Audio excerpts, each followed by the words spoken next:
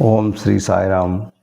ఓం తత్సం యోరావృణీమహే గాతం యజ్ఞాయ గాతం యజ్ఞపతయే దైవీ స్వస్తిరస్తునః స్వస్తిర్మానుషేభ్యః ఊర్ధ్వం దిగాసు వేషజం సం నో అస్తు ద్విపదే సం చతుష్టదే. ఓం శాంతి శాంతి శాంతి. సార్షశీర్షా పురుష సహస్రాక్షాత్ సహస్రపాత్ స భూమిం విశ్వతో వృత్వా అత్యతిష్టద్దశాంగుళం ఉతామృతత్వశేషాణః యదన్యైనాతిరోహితి ఏతావానస్య మహిమ ఆతో జాయంగశ్చ పూరుషः పాదోస్య విశ్వభూతాని త్రిపాదస్యామృతం దివి. ఓం శాంతి శాంతి శాంతి. సాయిరామ్. ఈరోజు మనం ఈ పవిత్రమైన గ్రంథాన్ని అక్షర పరబ్రహ్మయోగం 8వ అధ్యాయంలో 18 శ్లోకాలు మనం కంప్లీట్ చేసాం. ఈరోజు 19వ శ్లోకం. ఈ 19వ శ్లోకం ఈరోజు చెప్పుకోవడానికి ఆ భగవంతుని ఆశీస్సులతో మనం ప్రారంభిద్దాం. అయితే ఈ పవిత్రమైన గ్రంథాన్ని మనం చదువుకుంటున్నాం కనుక అది పూర్వజన్మ సుకృతంగా మనం భావించుకుంటూ అది నెమరు వేసుకుంటూ మనం ఒక్కొక్క శ్లోకాన్ని చెప్పుకుంటూ దానికి ముందుకు నడిపిస్తున్నాం. ఇది అక్షర పరబ్రహ్మ యోగం. ఈ అక్షర పరబ్రహ్మ యోగంలో ఎంతో చక్కగా మనం దీన్ని నడిపిస్తూ ముందుకు సాగుతుంది. అయితే 18 శ్లోకాలు మనం ఈరోజు చెప్పుకున్నాం. ఈ 18వ శ్లోకంలో ఏంటి భగవంతుడు మనకు చెప్పాడు, నెక్స్ట్ మనం ఏ శ్లోకంకి వెళ్తున్నాం అంటే ఈ భగవంతుడు ఇంతవరకు ఏం చెప్పాడు అన్నది మనకు తెలుసు, అంటే మనం నేర్చుకున్నాం.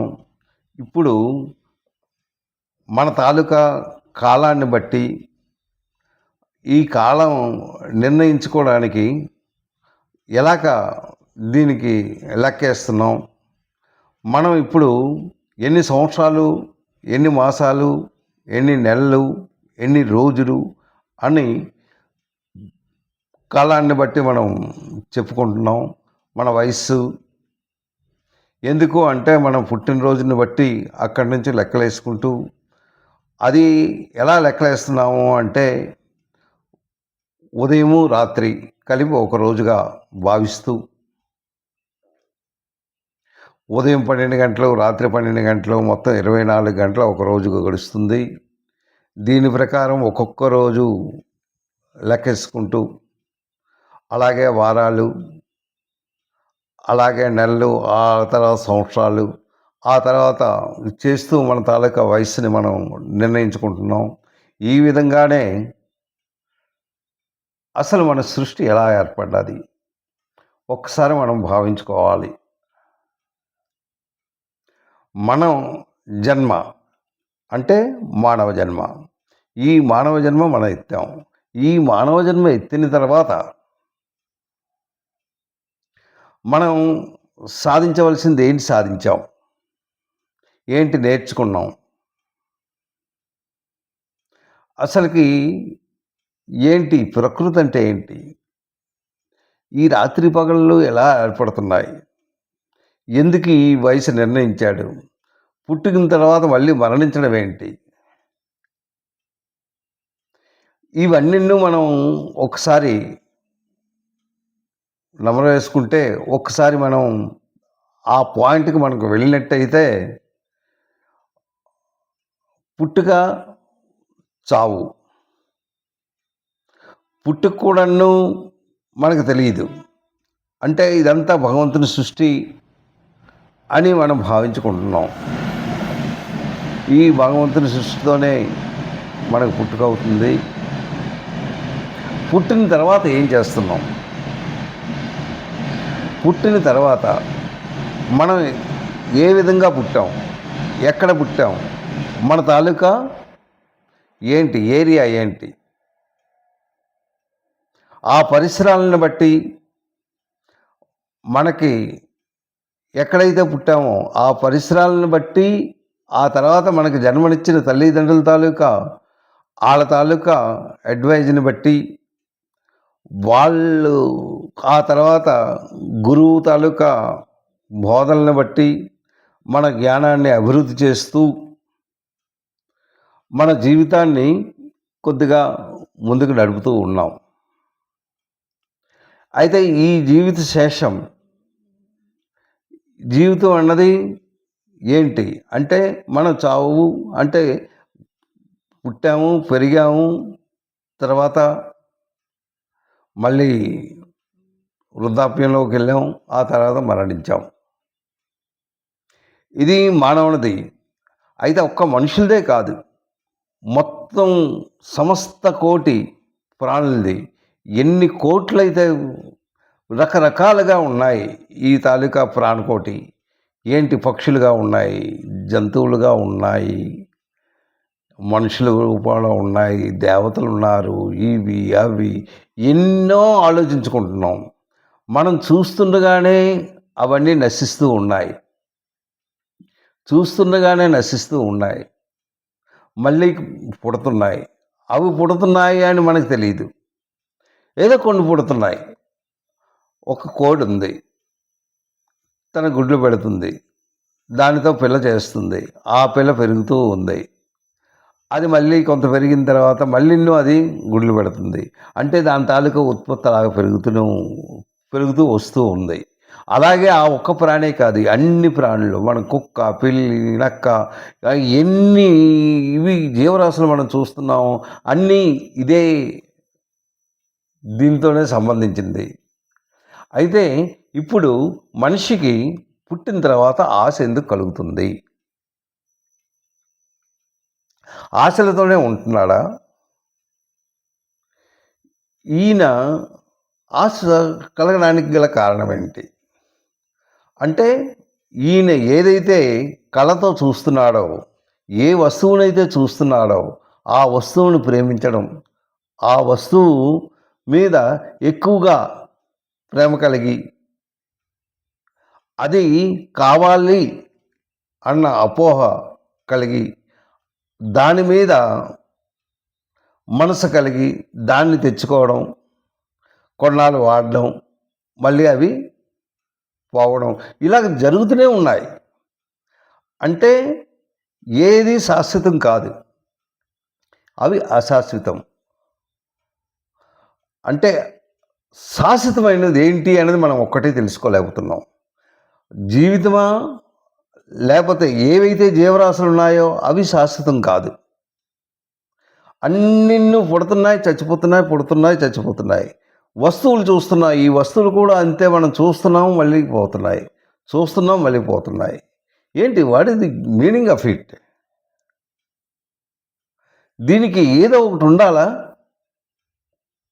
అయితే మనిషి తాలూకా జీవితం ఎలా ఉన్నది ఏంటి, దీని గురించి మనం జ్ఞానేంద్రియాలని, కర్మేంద్రియాలని ఇవన్నీ మనం నేర్చుకుంటున్నాం.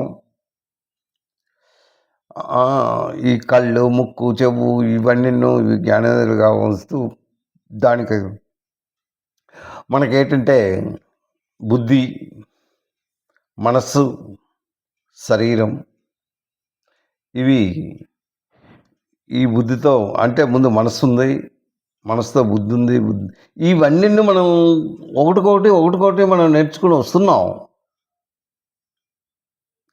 వస్తుండి. ఇప్పుడు భగవంతుడు ఎన్నో విషయాలు చెప్పాడు, చాలా విషయాలు ఒక్కొక్కటి చెప్తూనే వస్తున్నారు. అయితే ఇప్పుడు ఈ విషయం ఎందుకు భగవంతుడు మళ్ళీ మన దగ్గర ఉంచాడు? ఏంటిది? అక్షర పరబ్రహ్మ యోగం. అంటే అక్షరం అంటే పెర్మనెంట్, అంటే స్థిరం, శాశ్వతమైనది. ఆ శాశ్వతమైన దాన్ని మనం అర్థం చేసుకోలేకపోతున్నాం. ఎందుకు? ఏంటి ఆ శాశ్వతం? ఏది అన్నీ అశాశ్వతంలే. పుడుతున్నాయి, వస్తువు చూస్తున్నాం, ఈ వస్తువు చూస్తున్నాం, అది చూస్తున్నాం, ఇది చూస్తున్నాం. నెక్స్ట్ ఏంటి చూసాం? అయితే పురాణాలు మనం చదువుకుంటున్నాం. ఈ పురాణాలు ఏంటి? మన మన తాలూకా తండ్రిని తెలుసు, ఆ తండ్రి తాలూకా తండ్రి తెలుసు, ఆ తండ్రి తాలూకా తండ్రి అంతగా మనకు తెలియదు, ఆ తర్వాత తండ్రి ఉంటుంది. అంటే స్టెప్ బై స్టెప్ ఉన్నది. కానీ దాని తాలూకా ఎండ్ ఏంటి అనేసి మనం ఎప్పుడైనా తెలుసుకున్నామా? అంటే ఉంది ఎండ్. అంటే ఇవి ఎన్ని సంవత్సరాల వరకు మనకు ఉంటున్నాయి? మనకి ఇన్ని సంవత్సరాలు. మన తండ్రి ఎన్నాళ్ళు బతికారు?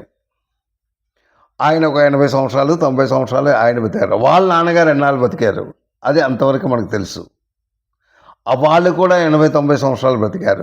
వాళ్ళ నాన్నగారు ఎంతవరకు బతికారు? వాళ్ళ నాన్నగారు అంటే ఒక స్టెప్ బై స్టెప్ వెళ్తే ఆ పాయింట్ మనకు దొరుకుతుంది. అలాగే ఇది కలియుగ ఆరంభం. ఈ యుగం అంటే మనం ఏంటి నేర్చుకున్నాం? ఒకటి త్రేతాయుగం నేర్చుకున్నాం, ద్వాపర యుగం నేర్చుకున్నాం.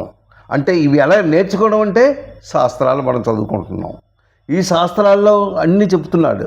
ద్వాపర యుగం ఇది ఇన్ని సంవత్సరాలు, ఇది ఇన్ని సంవత్సరాలు, ఇది ఇన్ని సంవత్సరాలు, అలాగే కలియుగం ఇన్ని అని. అయితే ఇప్పుడు భగవంతుడు ఏం చెప్తున్నాడు అంటే బ్రహ్మ ఆయన తాలూకాది అసలు సృష్టికర్త ఆయనే. ఆయన తాలూకా సృష్టికర్త ఆయనే. ఆయన ఇదంతా సృష్టించాడు. అయితే ఏంటి ఆయన తాలూకాది ఏంటి అనేసి ఇప్పుడు చెప్తున్నాడు. ఆయన ఏంటి? ఆయన తాలూకా ప్రతి ఒక్కరి తాలూకా మనం వయసుని, ఈ యుగాల తాలూకా వయసుని ఇవి మనం లెక్కిస్తున్నాం. అయితే భగవంతుడు ఏం చెప్పాడు అంటే ఈ బ్రహ్మ తాలూకా వయసు కూడా మీకు ఉన్నది. అది పగలు ఎంత ఉంది, రాత్రి ఎంత ఉంది. ఆయనకు కూడా ఉన్నది ఒక పగలు ఒక రాత్రి. అంటే దీంట్లో నేను లెక్కలు మీకు చెప్పాను. దేవతల తాలూకా లెక్క ఏంటి, మనుషుల తాలూకా లెక్క ఏంటి.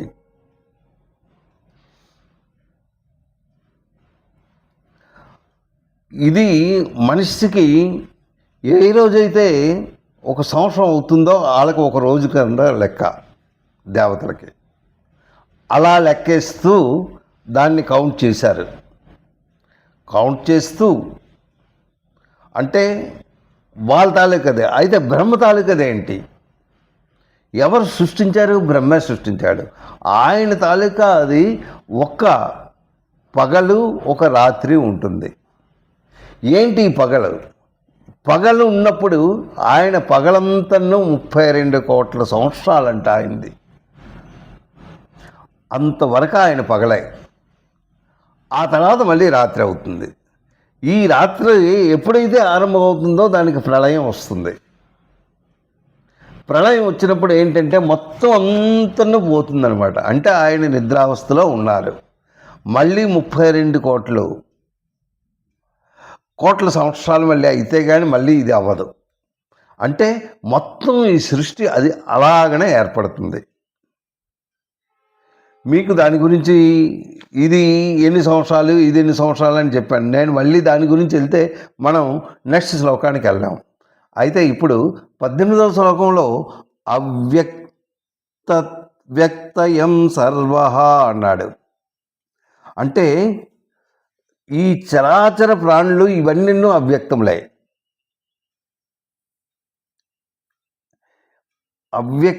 వ్యక్తయం సర్వ అంటే చరాచర ప్రాణులన్నీ ఇవి ఎక్కడి నుంచి వచ్చాయి? అవ్యక్తం నుండే వచ్చాయి. ఆ తర్వాత ప్రభవంతి అహరాగమే రాత్యాగమే ప్రళయంతి తత్ర ఏవ అవ్యక్త సంజత్ అంటే ఈ చరాచర ప్రాణులన్నీ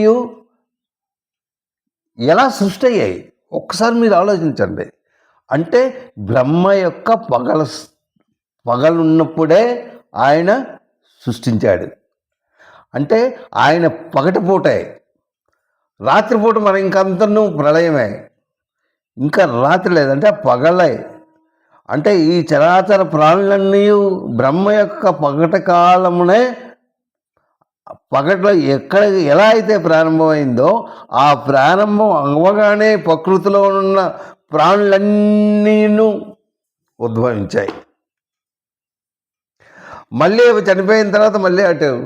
అంటే మానవ తాలూకా జన్మ ఎలా ఉంటుంది అని మనం ఆలోచించుకుంటే, ఈ బ్రహ్మ యొక్క పగటి కాలంలో ప్రతి ప్రాణి పుట్టుకొస్తున్నాయి, మళ్ళీ నశిస్తుంది, పుట్టుకొస్తున్నాయి, నశిస్తుంది, పుట్టుకొస్తున్నాయి, నశిస్తుంది. ఇలాగా ఈ రొటేషన్ కాలమంతను ఎప్పటిది బ్రహ్మ యొక్క పగటి స్థానం. రాత్రి అవ్వగానే మరి ఇంకే ఉండదు. అవ్యక్తం అంటే బ్రహ్మ యొక్క సూక్ష్మ శరీరం నుండి ఇవన్నీ ఉత్పన్నం అవుతున్నాయి, మళ్ళీ ఆ సూక్ష్మ శరీరంలో మళ్ళీ కలిసిపోతున్నాయి. అయితే ఈ మధ్యన ఏంటి అవుతున్నాయి,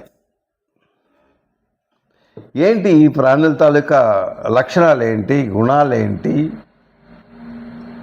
ఆయనకి చేస్తే 32 కోట్ల సంవత్సరాలు, మనం అనగా ఏపాటి, మనం ఉన్నది ఏపాటి 70 సంవత్సరాలు 80 సంవత్సరాలే మన బ్రతుకు. కానీ ఆయన కొన్ని కోట్లు. అంటే ఆయనకి మనకి ఉన్న డిఫరెన్స్ ఏంటో ఒక్కసారి మనం లెక్కించుకుంటే మన తాలూకా జీవితం ఏంటి అన్నది చాలా స్వల్పమైన జీవితం. ఈ స్వల్పమైన జీవితంలో మనం ఆలోచించవలసింది ఇంకా చాలా స్వల్పం. అయితే ఏంటి ఆలోచించాలి? జీవితం అయిన తర్వాత ఏంటి ఆలోచించాలి? ఆలోచించడానికి ఏంటుంది అంటే మనిషి తాలూకా మనం ఎక్కడి నుంచి వచ్చాము అన్నది మనకి నేర్చుకోవాలి. ఇది మన తాతల గురించి మనం నేర్చుకుంటున్నాం అంటే ఇందులో ఏదో ఉంది సంథింగ్. అంటే నీ తాలూకా ఏంటి, నువ్వు అనగా ఏంటి? నువ్వు జీవితాన్ని వచ్చావు, వచ్చిన తర్వాత ఏం చేశావు అంటే పూర్వజన్మ ఏంటి తీసుకొచ్చావు, పుట్టిన తర్వాత ఏంటి తీసుకొచ్చావు అంటే పూర్వజన్మ తాలూకా సంస్కారాన్ని ఎలా తీసుకొచ్చావు, ఆ సంస్కారాన్ని బట్టి ఈ జీవితం గడిపించావు. ఇదంతా భగవంతుని తాలూకా నాటకం. అంటే ఆయన సృష్టియే, మిగిలిందంతా మీ మీద విడిచిపెట్టాడు. అది మీ ఇష్టం, మీ చేతిలో ఉంది, మీరు ఎలా చేసుకుంటే అలా చేయండి. కానీ మీకు ఒక ఛాన్స్ ఇచ్చాను. ఏంటి అంటే మీకు ఈ జీవితంలో తత్వజ్ఞానాన్ని తెలుసుకుంటూ, భగవంతుని తాలూకా తత్వజ్ఞానాన్ని తెలుసుకుంటూ, ఆయనలో ఎలా లీనం అవ్వాలి, ఎలా మోక్షం సంపాదించాలి, ఈ మోక్షంలో ఉంటే మనం ఏం చేస్తాం, ఈ అంటే మనకి ఏంటి కావాలి. ప్రతి ఒక్క మానవుడుకును పుట్టుక చావు, చావు పుట్టుక ఉంటుంది. అయితే మీకు ఈ చావు పుట్టుక చావు ఈ సర్కిల్ మీకు కావాలా? ఏంటి జీవితంలో ఏంటి మీరు చూశారు? ఏంటి చూసామంటే అంతను అశాంతియే, ఒక్కటి శాంతి లేదు. There is no satisfaction for you. మీకు కొన్ని కోట్లు ఉన్నాయి, కొన్ని కార్లు ఉన్నాయి, కొన్ని వ్యాన్లు ఉన్నాయి, అయినన్ను దెర్ ఈజ్ నో సాటిస్ఫాక్షన్. ఎందుకు సాటిస్ఫాక్షన్ లేదంటే మీకు ఆశ, అంటే కోరికలు పెరుగుతూనే ఉన్నాయి. ఈ కోరికలతో ఏమీ చేయలేకపోతున్నారు. ఓకే, ఇది ఇంతవరకను మనం ఆ 18వ శ్లోకంలో ఏంటి నేర్చుకున్నాము అంటే భగవంతుని తాలూకా పగలు ఎప్పుడైతే ఉందో ఆ పగటి కాలంలోనే ఈ సృష్టి ఏర్పడుతుంది. ఎప్పుడైతే సృష్టి ఏర్పడుతుందో ఆ సృష్టిలో వీళ్ళందరూ ఉంటున్నారు వరుస. ఎవరు ఉంటున్నారు? ఈ సృష్టి అయిన తర్వాత అన్ని జీవరాశులు వస్తున్నాయి. ఈ జీవరాశులన్నీ పెరుగుతున్నాయి, చస్తున్నాయి, పెరుగుతున్నాయి, చస్తున్నాయి. ఇదే మనం చూస్తున్నాం. కానీ అసలుదేంటి అంటే ఇది అసలు మనం నేర్చుకోవాల్సింది ఏంటంటే మనం ఎక్కడి నుంచి వచ్చాము, ఎక్కడికి వెళ్తున్నాం, నెక్స్ట్ జన్మ మనకు అవసరమా, ఈ జన్మలో మనం ఏంటి చేశాము అంటే ఎప్పుడున్నూ మనకి టెన్షన్తోనే ఉంది. ఏంటి ఆ టెన్షను అంటే పుట్టిన తర్వాత ఇక కొన్నాళ్ళు అయిన తర్వాత ఇక చదువు అయిన తర్వాత ఉద్యోగం అయిన తర్వాత పెళ్ళి, ఆ తర్వాత పిల్లలు, ఆ తర్వాత ఇల్లు పొల్లు ఇవన్నీ బుర్రలో కలుస్తూనే ఒకదాంట్లో ఒకటి పిచ్చెక్కించేస్తుంటాయన్నమాట. ఇలాంటి జీవితం మీకు అవసరమా? అయితే ఇలాంటి జీవితం అవసరం లేకుండా మంచిగా ఉండాలి అంటే ఏం చెయ్యాలి అంటే మనం చక్కగా భగవంతుని తాలూకా ఆ నామ సంకీర్తన చేస్తూ ఆ భగవద్ ధ్యానంలో ఉండి మన తాలూకా ఎందుకు ఈ భగవద్ ధ్యానంలో ఎలా ఉంటాము అంటే అది ఉండగలము అంటే మన తాలూకా ఏదైతే ఈ మనసులో అంటే ఇది కంట్రోలింగ్లో మనం ఉన్నట్టయితే మనం తప్పక ఆ పాయింట్కి మనం చేరుకోగలం. దాని గురించే భగవంతుడు ప్రతి శ్లోకంలో అతను చెప్తూనే ఉన్నాడు. అయితే బ్రహ్మ యొక్క ఎప్పుడైతే రాత్రికాలం మనకు స్టార్ట్ అయిపోతుందో ఆ రాత్రికాలంలో అంతా ప్రళయం, ఆ ప్రళయంతో మొత్తం అంతా పోతుంది. అదే ఈ శ్లోకంలో చెప్పాడు.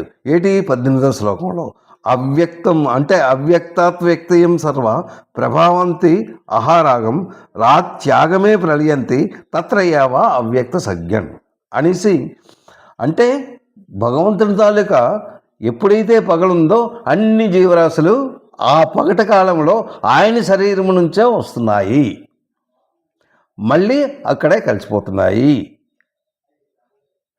ఓన్లీ భగవంతుని తాలూకా పగటి కాలమే. ఈయన తాలూకా పగటి కాలం 43 కోట్ల సంవత్సరాలు. అంటే ఇన్ని జీవరాశులు ఏవైతే జీవరాశులు ఉన్నాయి ఇవన్నీ రొటేషన్తో పడుతూనే ఉన్నాయి. పుట్టుక చావు పుట్టుక చావు ఇవన్నీ అవుతున్నాయి. కానీ ఇందులో ఉన్నది ఏంటి అంటే భగవంతుని తాలూకా తత్వం అది. అంటే నీకు పుట్టించిన తర్వాత విడిచిపెట్టేశాడు. ఆ తర్వాత నీ తాలూకా బుద్ధిని బట్టి నువ్వు వెళ్ళు. నీవు ఎలా చేస్తే అలాగే నీకు జన్మ జరుగుతుంది. నువ్వు మంచి చేస్తే మంచి జరుగుతుంది, చెడు చేస్తే చెడు జరుగుతుంది. ఈ రొటేషన్లో నువ్వు పడతావు అనేసి ఇందులో ఆయన మనకి ఇది వివరించాడు. ఇందులో యుగాలు ఇవన్నీ మీకు నేను ఇంతకుముందు చెప్పాను, పగలిన్ని రాత్రిళ్ళిన్ని అని. అయితే ఇప్పుడు మనం 19వ శ్లోకంలో మనం నేర్చుకుందాం. ఏంటంటున్నాడు? భూతగ్రామ సం ఏవ అయం. ఫస్ట్ భూతగ్రామం అన్నాడు ఆ శ్లోకంలో. 19వ శ్లోకం బిగినింగే అతను ఏంటంటున్నాడు? భూతగ్రామ సం ఏవ అయం భూత్వా ప్రతియత్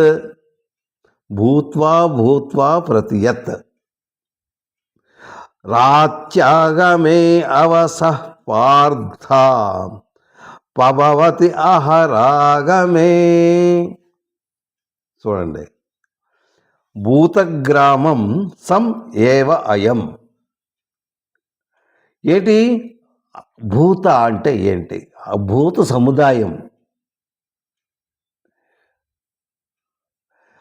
ఆ తర్వాత ఏంటన్నాడు? భూత్వా ప్రతియేత్. ఈ భూత్వా అని 2 సార్లు ఇతను చెప్తున్నాడు.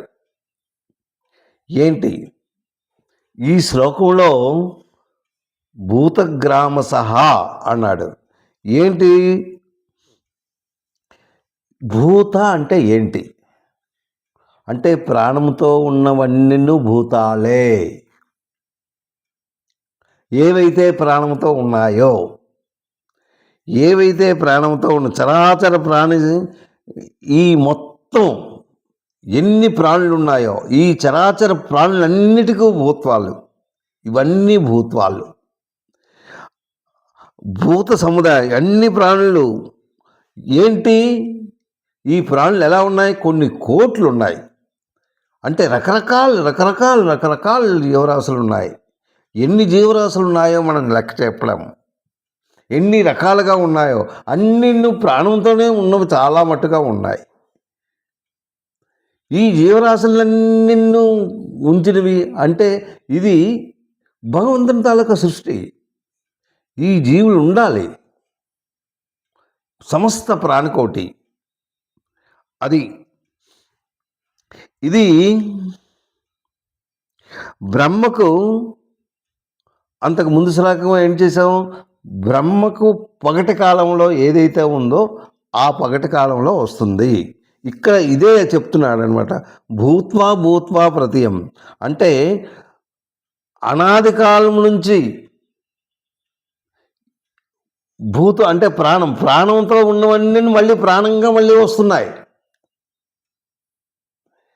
వాటి పిల్లలు ఆ గుడ్లు పెడుతున్న అవి ప్రాణంగా ఉన్నాయి. మళ్ళీ ఆడి తాలూకా మళ్ళీ కొన్నాళ్ళ తర్వాత మళ్ళీ అంటే ఈ ప్రాణికోట అలాగ ఉత్పత్తి అవుతూనే ఉంది. ఆ తర్వాత ఒకటి డౌన్ లెవెల్ అవుతుంది. ఎవరికైతే ఆయుస్ అయిపోయిందో ఆ ఆయుస్ అయిపోయిన తర్వాత వాళ్ళు తగ్గుతున్నారు. ఇవి మాత్రం ఇవి పెరుగుతూనే ఉన్నాయి. అందుకే అతను ఏంటంటున్నాడు, భూత్వా ప్రతియత్ అంటే అవి పుడుతున్నాయి, లీనమైపోతున్నాయి. ఎన్నో జీవరాశులు ఇలా పుట్టిన వెంటనే కొన్ని పోయినవి ఉన్నాయి.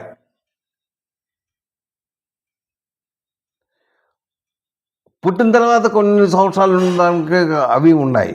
అంటే దీన్ని భూత ప్రళీయత్ అంటే దాన్ని ప్రళయం అంటే దాంట్లో లీనమైపోతున్నాయి, అంటే మళ్ళీ చనిపోతున్నాయి. ఆ తర్వాత ఏంటవుతున్నాయి, భగవంతుడు బ్రహ్మకి కూడా బ్రహ్మ పగలు రాత్రి, ఆయనకి ఎలాగవుతుంది, పగలంతా ఉంటాడు ఇన్ని కోట్ల సంవత్సరాలు, మళ్ళీ రాత్రి మళ్ళీ పోయిందనమాట. మళ్ళీ ప్రళయం అయిన తర్వాత మళ్ళీ పగలు వస్తుంది. పగలైన తర్వాత ఏంటవుతుంది, ఏవైతే ఈ ప్రాణులు ఉన్నాయో ఈ ప్రాణులన్నీ మళ్ళీ పుట్టుకతోనే ఉన్నాయి. అంటే అవి ఎక్కడికి వెళ్ళవు.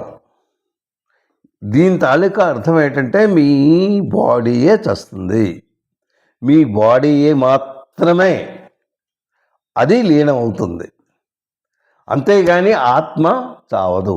ఈ ఆత్మలో ఏంటి ఉంటుంది, ఈ ఆత్మలో ఉన్నది ఏంటి అంటే మీ మనస్, అంటే మీరు తెచ్చుకున్న మంచి భావనలు, మీ సంస్కారాలు, మీ అవి ఎక్కడికి పోవు, అవి అలాగనే ఉంటాయి.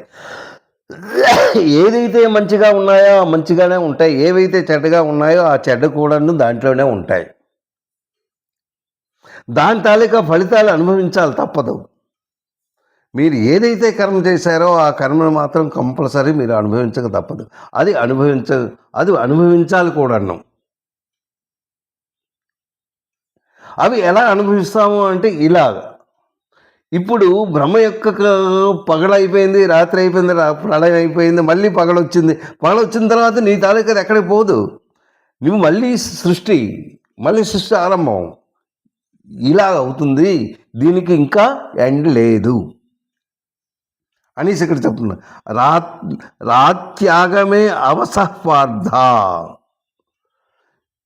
ఎప్పుడైతే రాత్రి అవుతుందో ప్రళయం వస్తుంది, ఆ తర్వాత మళ్ళీ పగలు వస్తుందో, మళ్ళీ పగల తర్వాత ప్రకృతి ఆరంభం అవుతుంది. ఈ ప్రకృతితో కూడా జీవరాశులన్నీ ఉత్పన్నం అవుతాయి. ప్రభవతి అహరాగం అంటే మొత్తం ఉత్పన్నం, ఇవన్నీ మళ్ళీ ఉత్పన్నమవుతూ మళ్ళీ జీవరాశులుగా మళ్ళీ అవుతున్నాయి. కానీ ఎన్ని కోట్ల సంవత్సరాలు అవని, ఎన్ని వేల సంవత్సరాలు అవని, ఏది అవని, నీ తాలూకది నీది ఉంటూనే ఉంటుంది, నీ తాలూకది నీతోనే ఉంది, ఇంకా ఎండ్ క్వశ్చన్ లేదు. అందు గురించి నువ్వు ఎప్పుడైతే జన్మనెత్తావో ఆ జన్మనెత్తినప్పుడు నువ్వు నీ మట్టుకు నువ్వు ఆలోచిస్తూ ఏంటి ఆలోచించాలి, నాకు మరొక జన్మ ఉండకూడదు, నాకు మోక్షం కావాలి, ఈ మోక్ష సాధన నేను ఎలా చేయాలి అంటే భగవంతుల్లో కలియాలి. భగవంతుల్లో కలియాలంటే నేను ఏ విధంగా చేసినట్టయితే నువ్వు ఆ పాయింట్కి చేరుకుంటాను అని ప్రతి విషయం అతను మీరు ఈ విధంగా చేసినట్టయితే మీరు నాకు కలగలరు, నాలో కలిసిపోగలరు, మళ్ళీ మీకు ఇంకో జన్మ అంటూ ఉండదు అని చెప్తూనే ఉన్నారు. ఆ తర్వాత మీరు ఈ జన్మలో ఏదైతే చేసుకున్నారో అది మీకు బ్రాట్ ఫార్వర్డ్ అవుతుంది. అంటే ఒక జన్మలో మీకు భగవంతుని చేరుకోవాలి, ఒక్క జన్మలో అవుతుంది అన్నది ఎప్పుడు కాదు. ఆ మహామహా ఋషులకే పాపం కొన్ని వేల సంవత్సరాలు పట్టింది. అందు గురించి మీరు స్టెప్ బై స్టెప్, ఒక్కొక్కటి స్టెప్ బై స్టెప్ ఒక్కొక్కటి ఎక్కండి, కానీ కిందకి దిగిపోవద్దు. కిందకి దిక్కండి ఒక్క మెట్టు. ఎప్పుడైతే మెట్టు ఎలాగెక్కుతారు, మీ తాలూకా మంచిదనం, మీ తాలూకా సంస్కారం, మీ తాలూకా మంచి బుద్ధులు ఇవన్నీ కలిపి ఒక్క మెట్టు మీరు ఎక్కగలరు. ఏదైతే మంచి ఉందో అదే మెట్టు ఎక్కుతారు. అయితే మెట్టు కిందకి జారిపోవడం అంటే మీలో చెడ్డ భావనలు. ఏంటా చెడ్డ భావనలు అంటే రాగద్వేషాలు ఎన్నో ఉన్నాయి. అవన్నీ మైండ్లో వచ్చిన తర్వాత ఇంకా ఇవన్నీ మనకు అనవసరం. ఏదో వేదం చెప్తారో మనకెందుకు, మనం ఎంజాయ్ చెయ్యాలి అంతే. ఇక రాంగ్ రూట్లో వెళ్తాడు. ఆడు తాగుతాడు, లేకపోతే తింటాడు, లేకపోతే ఎవరినో కొడతాడు, లేకపోతే ఇది చేస్తాడు అంతే. దాన్ని బట్టి చూస్తే మీరు ఇంకా మెట్టి మరి ఇంకా ఎక్కలేరు, మళ్ళీ కిందకి జారుతారనమాట. మళ్ళీ కిందకి జారితే కిందకి అంటే వైకుంఠపాళిలో ఎలా అయితే ఉందో అలా కిందకి వెళ్తూనే ఉంటారు, కానీ మీదకి ఎక్కడం మరి ఇంకా అవ్వదు. అదే ఇక్కడ చెప్పాడనమాట. అయితే ఈ విధంగా జనన మరణాలు, ఇవి జనన మరణాలు ఇంకా పూర్తి కావన్నమాట. అది పూర్తి కావాలంటే మీరు మంచి చేస్తే కానీ మీకు అది పూర్తి అవ్వదు. మళ్ళా ఈ రీతిగానే మీకు ఉత్పన్నం అవుతూనే ఉంటుంది. అయితే భగవంతుడు వస్తువులు కూడాను ఇవి జీవరాశులే కాదు, వస్తువులు కూడా అలాగే ఉన్నాయి. ఆ వస్తువులు కూడాను అవి కూడా పుడుతున్నాయి, చచ్చిపోతున్నాయి, పుడుతున్నాయి, చచ్చిపోతున్నాయి. అంటే వస్తువులు మనం కంటికి కనబడుతుంది. మనం కుర్చీ తయారు చేసాం, తెచ్చుకుంటాం. ఆ తర్వాత ఇంకోటి ఒక మొబైల్ కొనుక్కున్నాం, తెచ్చుకున్నాం. దాని తాలూకా బతుకు ఎన్నాళ్ళు ఉంటుంది ఒక్కసారి మీరు ఆలోచించండి. మహా అయితే 2 సంవత్సరాలు, 3 సంవత్సరాలు, 4 సంవత్సరాలు. ఆ తర్వాత అది పోతుంది. పోతే ఒక మూలన పడేయడమే. అలాగే ఎన్నో వస్తువులు, అలాగే కంప్యూటర్ తెచ్చుకున్నాం, లేకపోతే టీవీ తెచ్చుకున్నాం, లేకపోతే ఇంకో వస్తువు తెచ్చుకున్నాం. దేనికి శాశ్వతం అన్నది లేదు. ఇవన్నీ పోయినట్టే. శాశ్వతమైనది ఏంటి అని మనం ఆలోచించుకుంటూ మనం నడవాలి. అయితే దీనికి ఒక చిన్న స్టోరీ ఒకటి చెప్తూ నేను ముగిస్తున్నాను. ఏంటి అంటే, ఈయన ఒక శౌకర్ మహర్షి అని ఒక మహర్షి ఉండేవారు. వీళ్ళందరూ పెద్ద పెద్ద వాళ్ళు ఏంటంటే కాలజ్ఞానం కావాలి. ఆ కాలజ్ఞానం గురించి వాళ్ళు తపస్సు చేస్తుండేవారు, ఎంతో కాలం తపస్సు చేస్తుండేవారు. ఈయన కూడా అలాగే తపస్సు చేస్తుండేవాడు.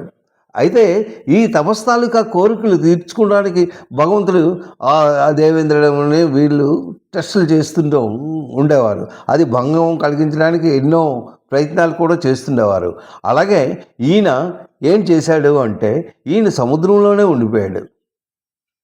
ఈ బయటను ఎక్కడైతే మనకు లాభం లేదు, సముద్రంలోనే నేను తపస్సు చేసుకుంటాను అని సముద్రంలో తపస్సు చేసుకున్నాడు.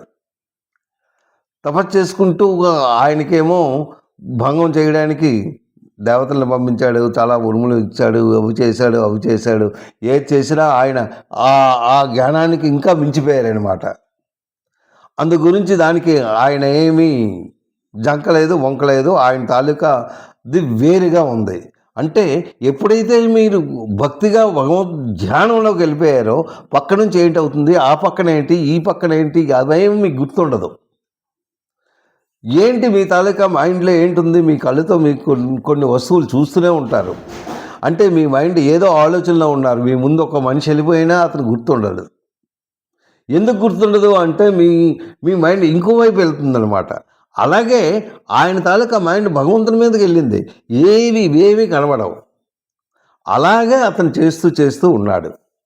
చేస్తూ ఉండగా కలియుగం ఆఖరిలో మన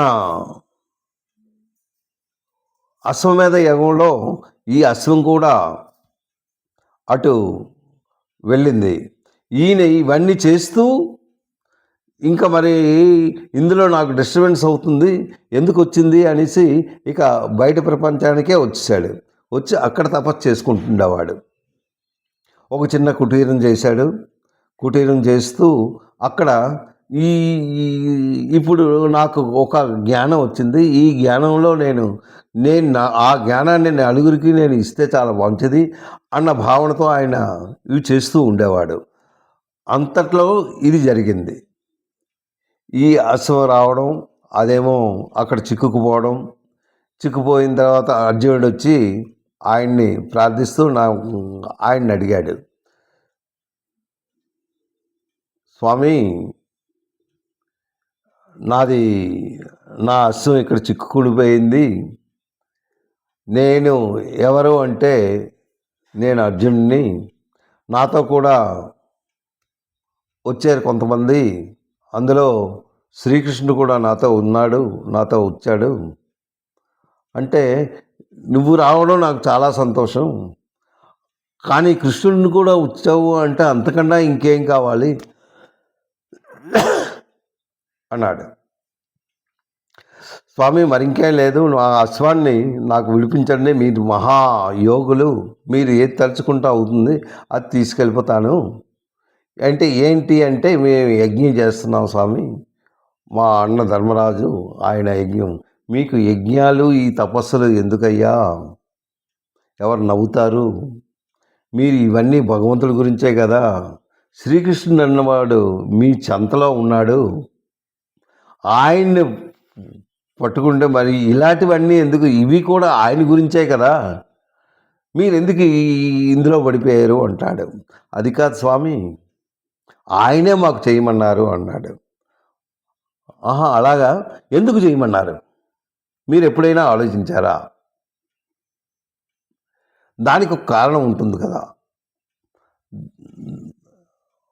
దానికి చేయడానికి కారణం ఏంటి అంటే దీనికి కారణం ఏంటంటే నీది నువ్వు తెలుసుకో అన్న భావనతో ఆయన మీకు ఈ అశ్వమేధ యాగం చేయమని చెప్పారు. ముందు నీ గురించి నువ్వు తెలుసుకోవయ్యా, తెలుసుకున్న తర్వాత మిగిలినవన్నీ అందు గురించి ఫస్ట్ నీకు ఏంటి కావాలి, నీది నువ్వు తెలుసుకోవాలంటే నువ్వు ఏ విధంగా ఉంటే నీది నువ్వు తెలుసుకోగలవు అంటే ముందు తత్వజ్ఞానాన్ని తెలుసుకోవాలి. నువ్వు ఎక్కడి నుంచి వచ్చావు ఏంటి అన్నది నీ ఆలోచన పరిధిలో అది సంభవమా కాదా, సంభవం అయితే దాని గురించి నువ్వు ఆలోచిస్తూ దాన్ని పట్టుకో, అప్పుడు నీకు భగవంతుడు అన్న ఇది మీకు దొరుకుతుంది అనేసి ఈ చిన్నది చెప్పాడు. ఆయన చెప్పినట్టే మనం కూడాను ఈ తత్వజ్ఞానాన్ని సంపాదించుకోవడానికి మనం సర్వసత్తులా మనం ప్రయత్నిస్తూ ఆ భగవంతుని పాదాల దగ్గర మనం ఉంటూ మనకి కూడా అంటే మన తాలూకా జీవం, మన తాలూకా బ్రతుకు, మన తాలూకా లైఫ్ దీంతో ఎండ్ అయిపోతుంది, మనకి ఇంకేం లేదు అనుకుంటున్నాం, మళ్ళీ మనకి పుట్టుక తప్పదు. అయితే ఈ జన్మలో మనం తెలుసుకోవాల్సిందే భగవంతుని తాలూకా తత్వం. ఆ తత్వాన్ని తెలుసుకోవడానికి మన సాయశక్తిలో మనం ప్రయత్నిస్తూ మనం ముందుకు నడుద్దాం. సాయిరామ్. తప్పులుంటే క్షమించండి. నెక్స్ట్ 20వ శ్లోకం. ఎందుకు అంటే ఈ శ్లోకం చాలా ఇంపార్టెంట్ అయిన కనుక దీనికి నేను కొద్దిగా టైం తీసుకున్నాను.